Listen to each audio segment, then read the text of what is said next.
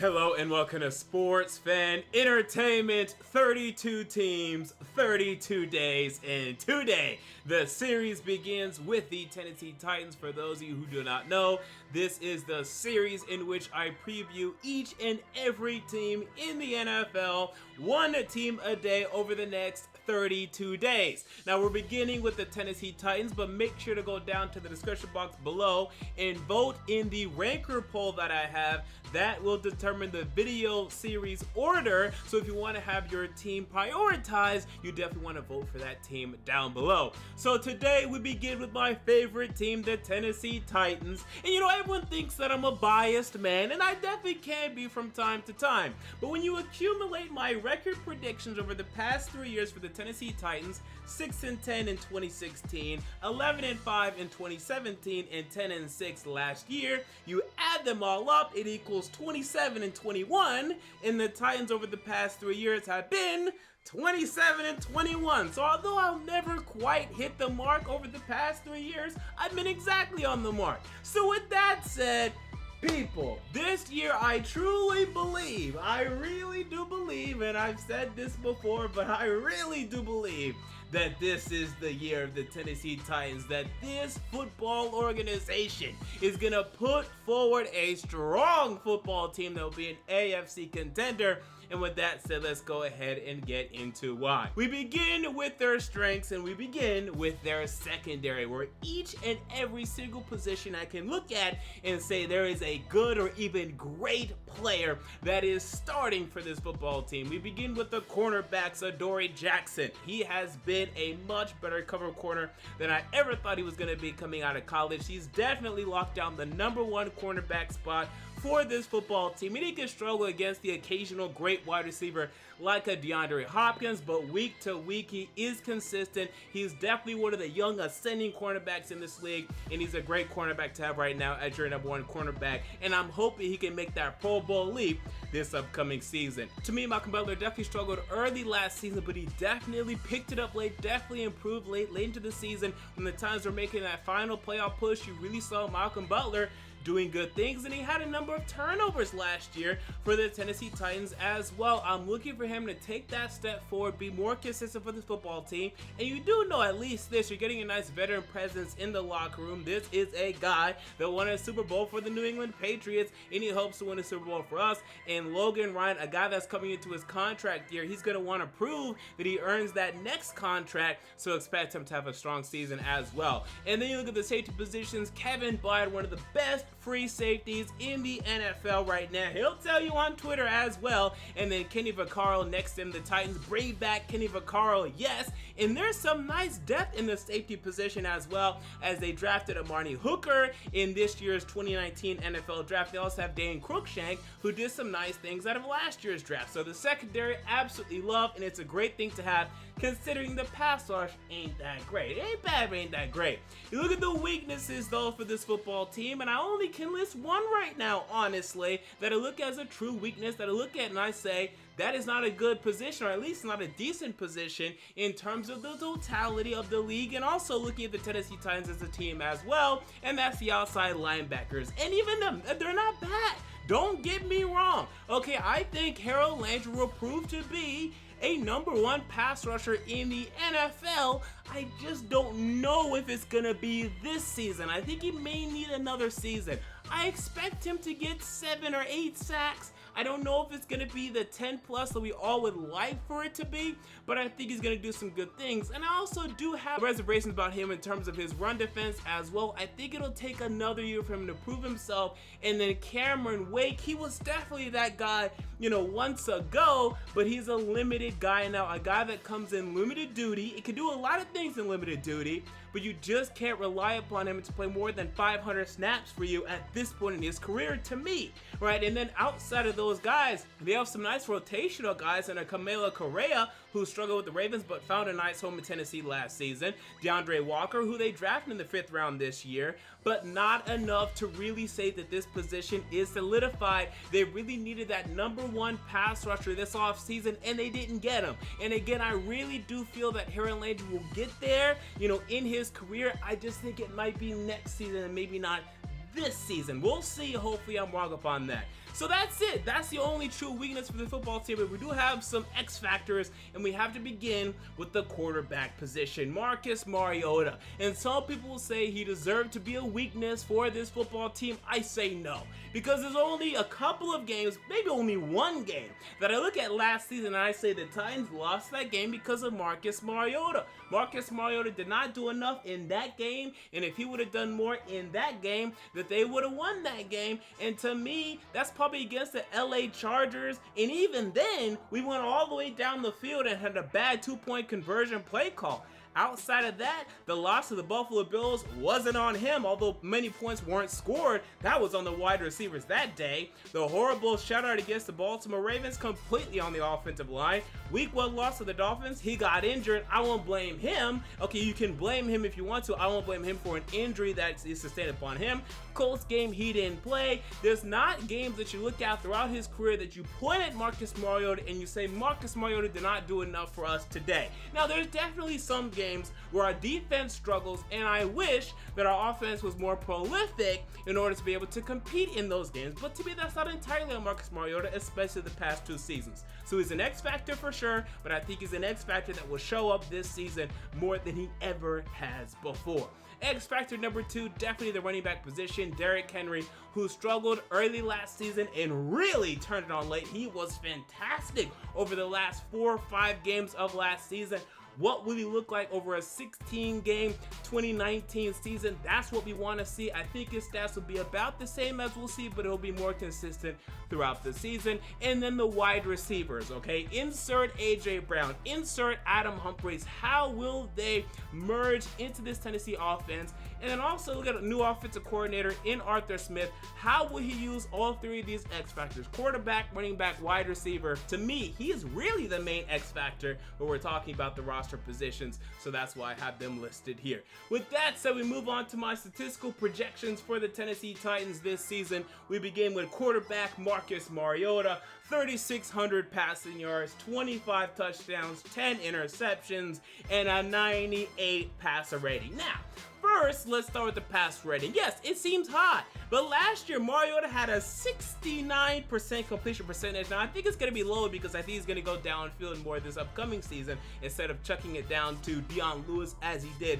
so often last season. But I think it's going to continue to be high, his completion percentage, and as a result, his passer rating will also be high. But the main talk here, the main chunk here is definitely the 3,600 passing yards, the 25 touchdowns to 10 interceptions. Again, I just think there's too much talent offensively, at least relative to what he's had. Relative to the NFL, it's still about average. But relative to what Marcus Mariota has ever had, this is the best to me.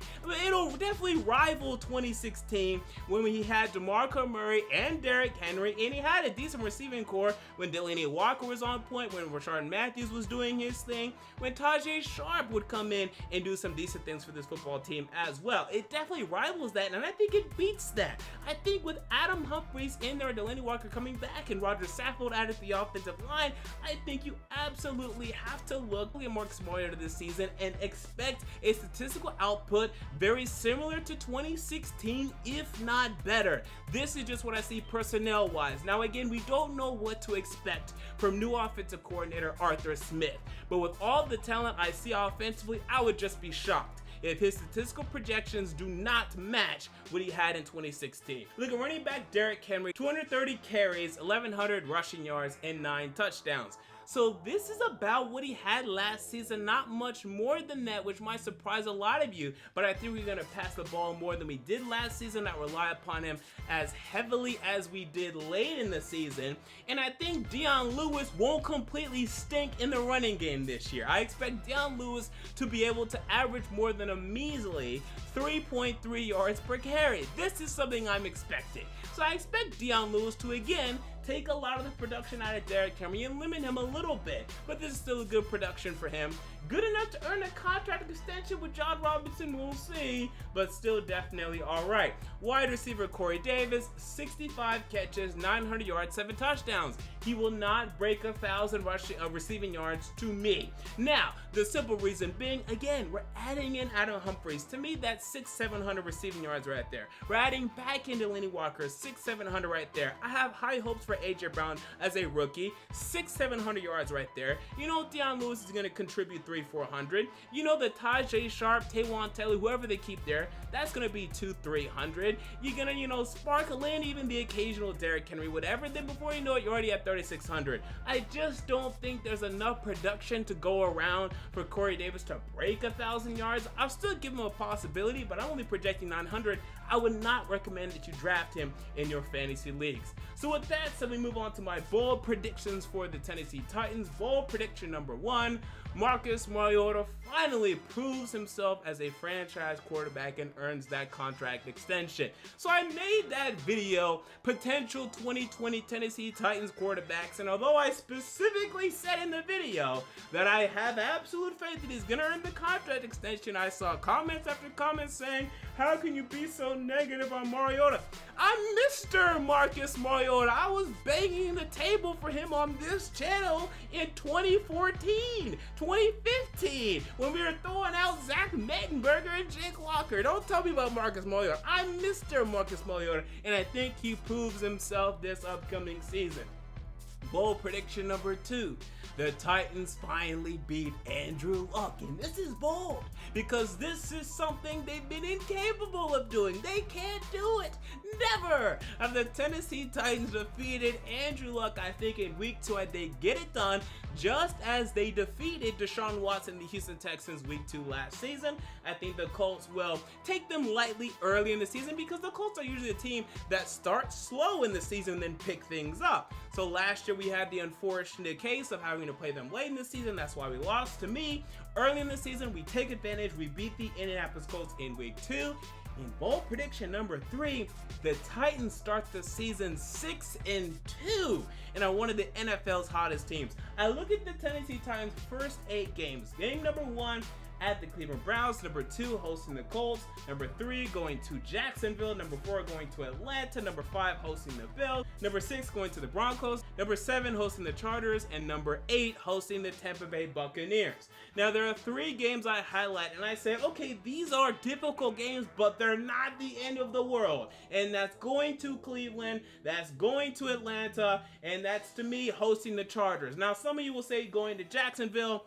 This team dominates Jacksonville. I'm not that worried about Jacksonville. So we're talking about Cleveland, Atlanta, and the Chargers. We almost beat the Chargers last year in London. The Chargers are a little better than they were last season, but our improvement, at least personnel-wise, is definitely better than their improvement this past off season, if you ask me. So I'm not too worried about that one. Cleveland, they've made a significant jump, but Kareem Hunt won't be available for this week 1 game, and it's going to take Cleveland a while to get ready, to get situated, to get flowing, to get going. I have no doubt that they will, but it's going to take a while. And the Atlanta Falcons, who knows what you're getting from them year to year, but last year they went 7-9.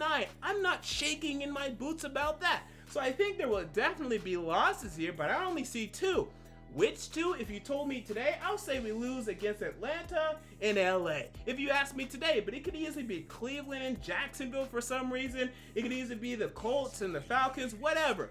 I only see 2 losses in those first 8 games for the Tennessee Titans. So with that said, we move on to my win-loss predictions for the Tennessee Titans. Now, best case scenario to me is 12-4. It is a difficult schedule. If you would have asked me if the Titans had the schedule they had last year facing the AFC East and the NFC East, I would have said best case scenario 13-3.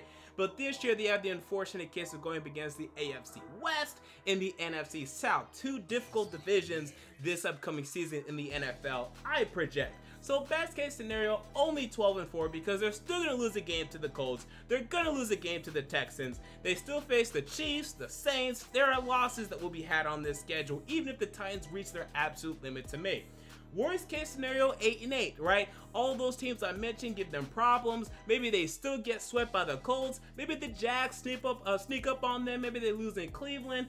But the way this team has fought with Blaine Gabbert at the helm in previous years, and now knowing that they at least have a Ryan Tannehill that can come in if Mariota gets hurt, I just don't see worse than 8-8. If they were going to be worse than 8-8, it would have been last season. And still, they were able to scrape for 9 wins. And even the year before that, they had their struggles with Mike Mularkey, and still, they scraped for 9 wins and won a playoff game. This team, and the model of consistency that I've seen, unless if they become injury riddled, their worst case scenario to me is 8-8, and I got 11-5. And I feel very strongly about that, despite how difficult this schedule is, because this is a team that I saw absolutely blow out the New England Patriots last season, dominate the Dallas Cowboys, beat the Philadelphia Eagles, and yes, had some slip-ups last year against the Miami Dolphins and the Buffalo Bills. Now with better personnel, adding in Roger Saffold, adding in A.J. Brown, adding in Adam Humphries, Marcus Mariota finally looking healthy, finally looking to earn that contract extension to prove himself as a franchise quarterback. I think this year is going to be last year's version of the Chicago Bears, right? A team that a lot of people won't say is a Super Bowl contender, but everyone will have to admit, okay, that's a good football team, a true playoff team, and they may make some noise in the AFC. So we're gonna have to stick around later on in this offseason for me to give you my playoff predictions, but I have good fortunes there as well. So there you go, that is my 2019 season preview for the Tennessee Titans. What are your thoughts on this team? Comment down below, I want to know. If you enjoyed the video, make sure to like, comment, and most importantly, to subscribe. And until next time, this has been MJ of Sports Fan Entertainment, and I'm out. See you all later.